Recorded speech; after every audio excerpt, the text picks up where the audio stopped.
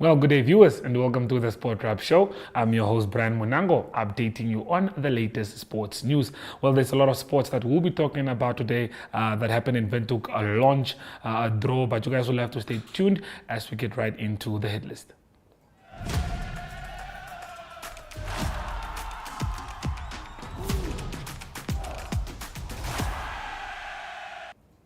First up on the hit list, we celebrate the 20th anniversary of the Nedbank Desert Dash that has been officially launched today at the Nedbank campus with the new logo. As you guys can see, the Nedbank Desert Dash has been an ongoing event. It's also dubbed as the most famous or most known long mountain biking one-day racing event. So we do have a few press conferences that we did listen to. So please do stay tuned as we speak to one of the organizers. The event, 10 years that Nedbank and Lema Events have taken it over. It's quite impressive to see how fast time flies. As far as new as, first of all, there's a new Desert Dash logo. I think nobody has maybe mentioned it or seen it, but I mean it's a new logo, so that will be on all the cycling kit and all of those things. That's the new logo. And then we have, I think what is also new, Paratus has basically stepped up from being a partner for the last 2 or 3 years, or maybe longer, maybe how long, 6, 7 years, as helping us with data at the halfway point in Bloedkoppe. But they've now become one of the big four, which is Hollard and Nongo Toyota, Superspar and Hollard. So that deserves a round of applause. And thanks for Paratus. They're basically taking over, apart from being a data sponsor, they will also take over the Bloedkoppe checkpoint. So all the big checkpoints are actually under good control, Superspar, Hollard and Paratus. Then what I'll say, I think what is new this year, we've introduced, 2 years ago, we've introduced the half dash, which allowed people over 50. At some stage of the event, the numbers start turning against you from an age point of view. So I think it was Theo Barnard that said, for 1 year we tried to do it, we gave them an extra hour, everybody over 60, and that didn't really work. So now we said, okay, seeing that it's such an iconic event and people want to just participate and they don't want to be in a team, we started the half dash, which basically means half the distance, is actually a little bit more.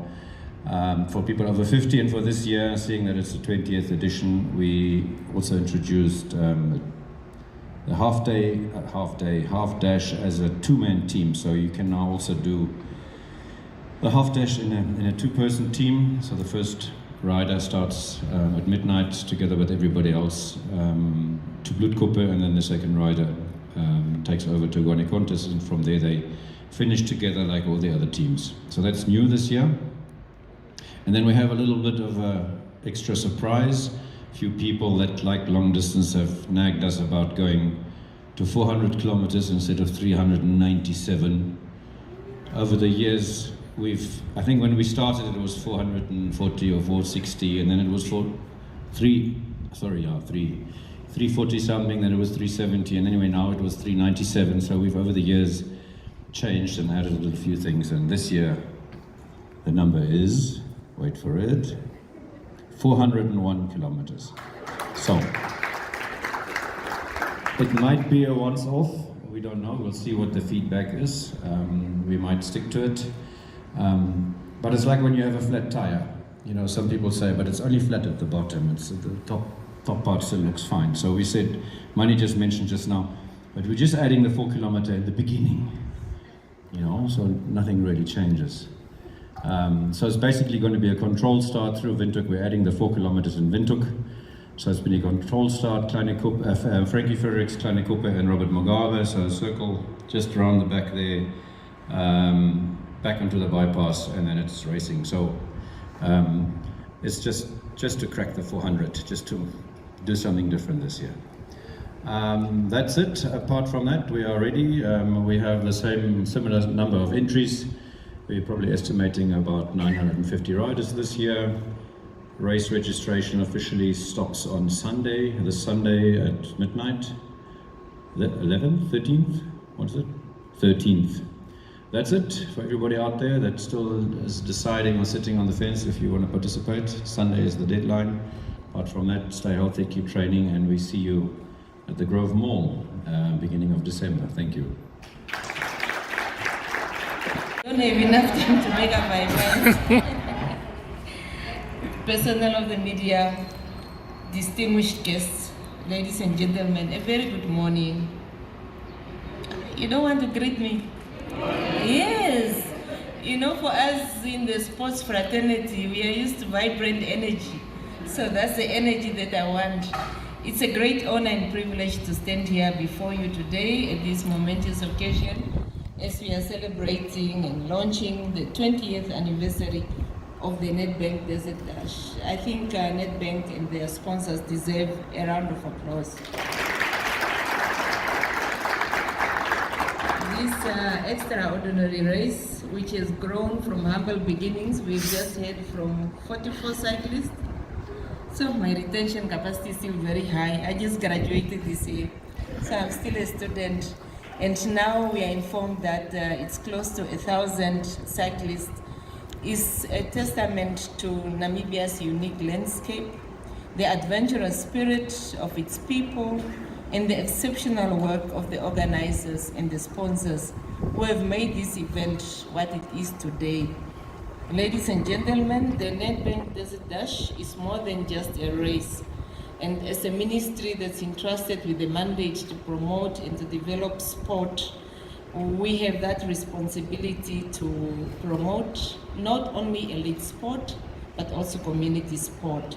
So for us, this event resonates with our quest to encourage community sports, and by so doing, and at a larger scale, we are contributing also to Sustainable Development Goals. We know the SDG 3 that speaks to health and well-being.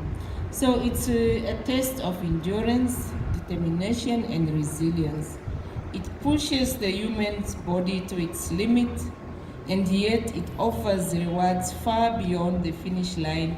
We've just heard Ms. Morora here testifying how tough it is to be on the road.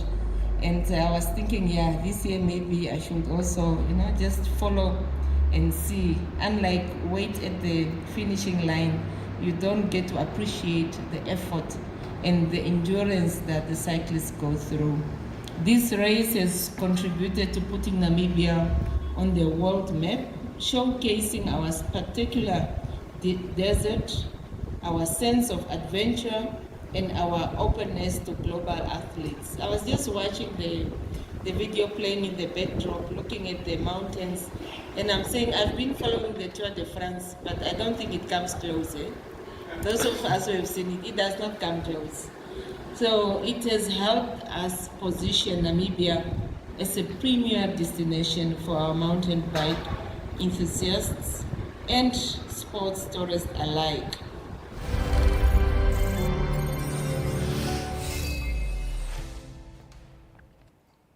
So the COSAFA Championship 2024 draw took place earlier today, and we have found out the fate for the Brave Gladiators. As you guys can see, in Group A, we have South Africa, Namibia, Eswatini, and Seychelles. South Africa have been known for winning this competition at least 7 times. We have Namibia in second, Eswatini, and Seychelles, who will be also debuting at the competition. In Group B, we have Malawi, Botswana, Madagascar, and Mauritius. A tough Group C with Angola, Zambia, and Comoros. And in Group D, we have Mozambique, Zimbabwe, and Lesotho. We also have a few words from head coach Woody Jacobs speaking on the draw that we did find out today when Namibia is drawn against the likes of South Africa. And he says a few things regarding the draw, so please do stay tuned as we listen to that. Good afternoon, Coach. You just had a training session this morning, and a couple of hours after that, you witnessed the draw for this year's COSAFA Women's Championship. What do you make of the draw? Yeah, thank you so much, Isak. Yeah, indeed, we were waiting for that, expecting that, and wanted to see our fate and who we're gonna face. And I think relatively it's a good draw. If you look at the guys in the group, in Group A, we are pitted against South Africa and Eswatini and Seychelles. The grudge match, the big one is there, South Africa, Banyana. I mean, the powerhouse of African women football in particular, and African football. So yeah, we're looking forward to this, and we are preparing in all earnest. I said to the girls that there's no problem in dreaming, and the dream this year is to go out and go all the way out in COSAFA. I think this team has come in leaps and bounds, and this team has performed well. And if you look at the players, they've been around for quite some time. I even think that some of them are notching up to the 50s in terms of caps.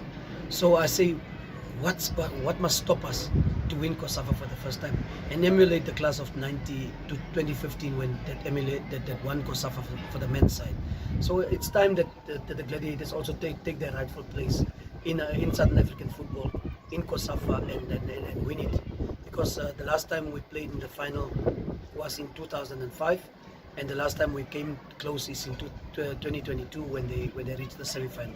So in all honesty, with the new format, expanded format, I think we have a good chance. Yeah, we just need to win and to emerge from the group, and that's what we're aiming to do. So the objective is solely to get the team in the best possible shape, to get the best players to come and represent Namibia. We just saw that Zenata's just signed a contract in Turkey. We hope we can get her so that she can also come play. I just spoke to my team manager and she confirmed that she's available and she's willing to come. So that's good news for us, that we can have Zenata in our fold and bring that wealth of experience that she has accumulated over the years.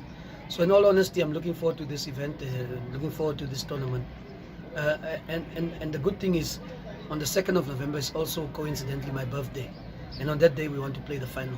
And on that day we want to win the final and bring it back home on the 3rd of November. So yeah, we're working around the clock to get the team in the best possible shape, and we're looking forward to the tournament.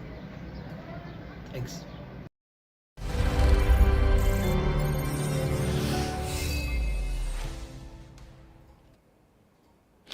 Well, over the weekend, the national, not basketball, but netball team was chosen to represent Namibia at the upcoming event that's taking place somewhere in December. So we do have a few video clips just introducing the team players or the new team players that are joining the team. And the president of netball, Rebecca, just asked them a few questions to introduce themselves and stuff like that. And we have that video for you, so please have a look at it. Tell us, please introduce yourself, your name, your position you play, and from where you are coming, and are you excited? I go by the name Mariam. Johannes is my surname. I play a position of GA. I'm from Mighty Gunners Netball Club. Oh, seriously, I can't tell my feelings, but I'm very much happy to have this opportunity. Good afternoon, I'm Jessica Mbediwana, currently playing for Wanderers Netball Club, and seriously, I mean, it's just focus on my training, eating right, just following what the coaches are telling me to do, and just remain in the team of discipline. The drill was so difficult, and then I only want to thank Deb Marine actually to give us this opportunity. I'm very proud of this. I'm out of words. And yeah. My name is Rejoice Kambonga. I play for UNM Jaguars. I play as a goal shooter. I'm very, very excited to be in the senior team. Would like to thank Deb Marine for giving us this opportunity to be part of this netball that we love. And I don't know what to say, but I'm out of words because I'm very, very excited, and I'm going to work hard so I can be able to remain where I am right now and listen to the coaches. So I'm Grace Machai. I'm from UNM Jaguars. So, okay, first thing of all, I would like to say thank you for the Deb Marine, our sponsors. It's a big privilege to be in the senior team. So all I'm gonna say is that to myself is that hard work will be required, so I have to work hard. Okay, my name is Melita Hunga. I play defense, and I'm playing for Eastern Chiefs Netball Club. I really am appreciating our sponsor Deb Marine for giving us this chance to be able to represent our country, and I'm so proud being part of the senior team. And the fact that I'm still very young, I look forward on improving and working very hard, sacrifices and discipline as well, so that I can keep on playing for the senior team as well. Thank you so much.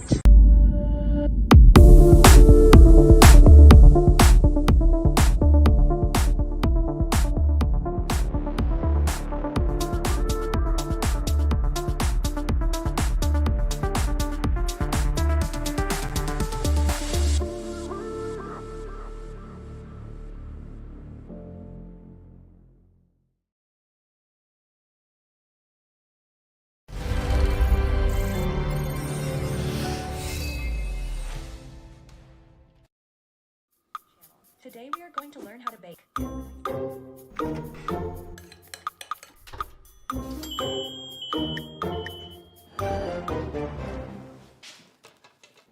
Welcome everyone.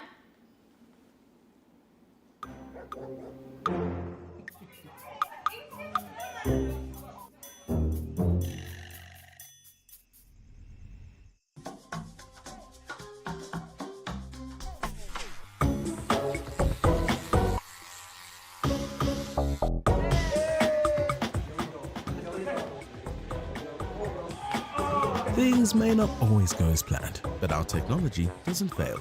Join Paratus today. Paratus, always prepared.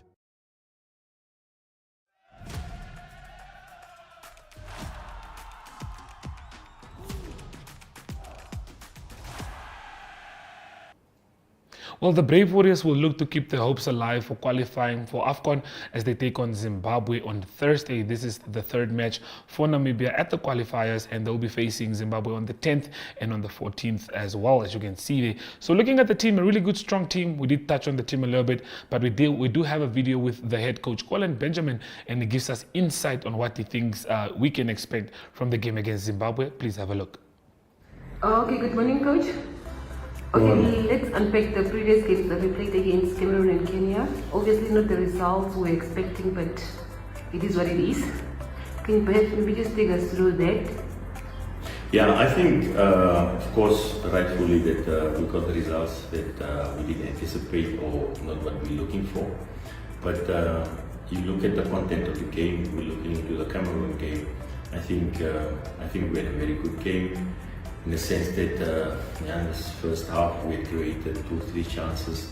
In the second half, also equally 3-4 chances that we just couldn't get the ball behind the back of the net. And for me and for us as a technical team, we look at those aspects and we say the team is alive.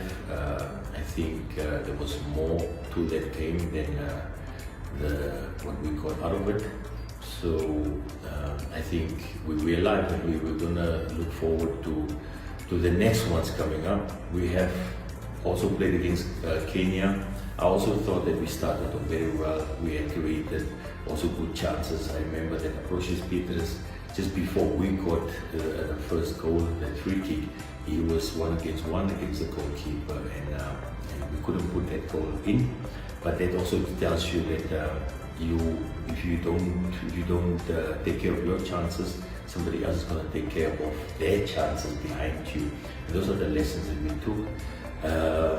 But I am still of the opinion that nothing is lost. We're standing now in front of 2 matches against Zimbabwe, very crucial, very important games that we have to definitely pick up points. And of course, also Zimbabwe is going into these matches with 2 points. So for them, it's also going to be, they're going to fancy their chances. So I'm expecting good open matches, the two games that we're facing against Zimbabwe now. Okay, speaking of the traveling squad, you're now traveling squad or you're now final squad. You're seeing the likes of Vita Pika, Rukamini, returned to the national team, Petrus Kamati, I think you also played with the junior team. These are new players that you mixed up, and can you perhaps just give us an overview of that? Yeah, it's I think firstly going to Petrus Kamati, he's been in the junior setups before. He's also now been with the correctional service team. They did very well, and he brings an element to us, the defensive potential and then the body, the athleticism he brings. So we wanted to see him a bit closer, impressed during the time that we are training now, and also looking towards Chan. We have to prepare these players, and I think he's bringing something to the team to add to what we already have. Rivaldo Prince, he's been now with Marumo Gallants for the last, 3-4 months. He's been training, we've been keeping in contact. And we want to see him closer. He's joining the team in Johannesburg tomorrow. And then on Monday it's going to be a training field. And I think it's a young player. He showed that he can score goals. He showed that he can do the 1-against-1 on the wings. And I think it's just appropriate after putting in the work that we give him a chance and see what is it that he can add to what we already have as a team. Okay, Rivaldo Prince, are you eating because of your struggling with goals or? Struggling with goals, I think yes, he has proven that he can score goals in the Namibian Premier League, and like I said, he's been with the team Marumo Gallants in South Africa now for a while, and I've also had updates also with the management of his team that he's been doing work, and he's proving to be an option. So I think a player that's showing the hunger and bringing the mentality, and that took the advice of what we have given him serious and working on that, I think he deserves a chance, and that's why he's coming to the team, and want to see him closer. If he's to give us options that we don't have, then his chances are just as good as others. But I don't think the goals are as such the problem. I think we're very capable with what we have. We're very good scoring goals. With Rastas Kulula is scoring goals also with his club. Peter Shaluli, I'm not going to talk about him. He's shown he's a proven marksman. It's just that sometimes, because it's the nature of the game, that sometimes you just can't put it in. But I'm sure with the coming games that deadlock is definitely going to be broken.